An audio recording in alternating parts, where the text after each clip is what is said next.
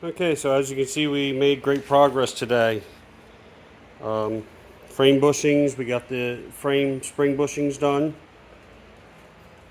All the other bushings we had previously done, so we got the rears put in today, we got the shocks put in today, the gas tank has been out and back in, we've changed the hoses on the filler neck.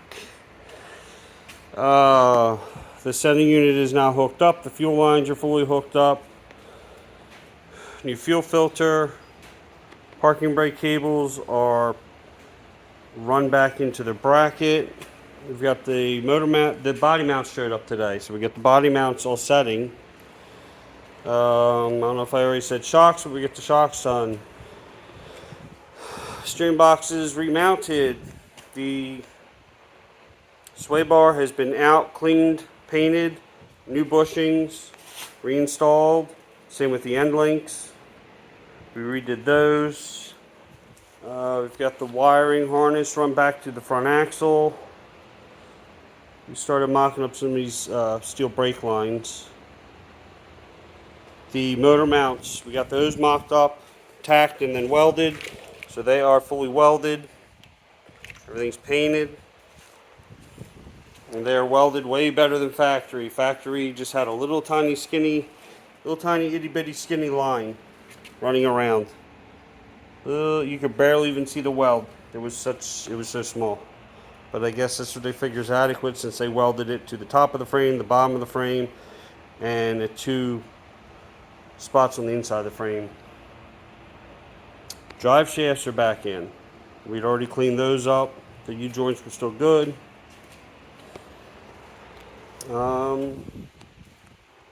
Cleaned up and painted and installed the trans cross member, so that got done.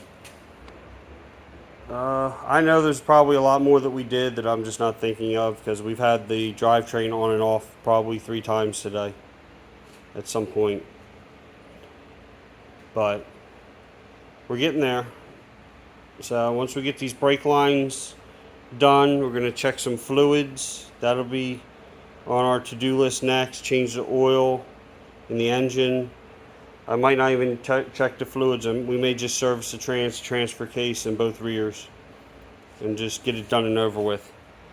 Beyond that, it's going to be working on the tub and getting the tub put back on so we can start hooking everything back up. So that's where we are today. So we're all nice and clean and painted and repaired and just ready to go, moving along. The shocks, the shocks that are blue that have nothing on them, they are just some Monroe gas charged shocks that were inexpensive on Amazon. I think the fronts were $17 a piece and the backs were $14 a piece or something like that. They were inexpensive. They're so cheap they don't even have decal on the shock. So it's just gas charged shocks, just stock. Let's see. It's one of the part numbers.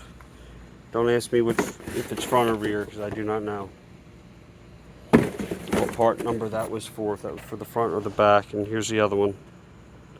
So those are part numbers. They are made in USA. It's according to these boxes, so that's even better. And I believe they are nitrogen charged shocks too. So they're not just gas charged oil shocks.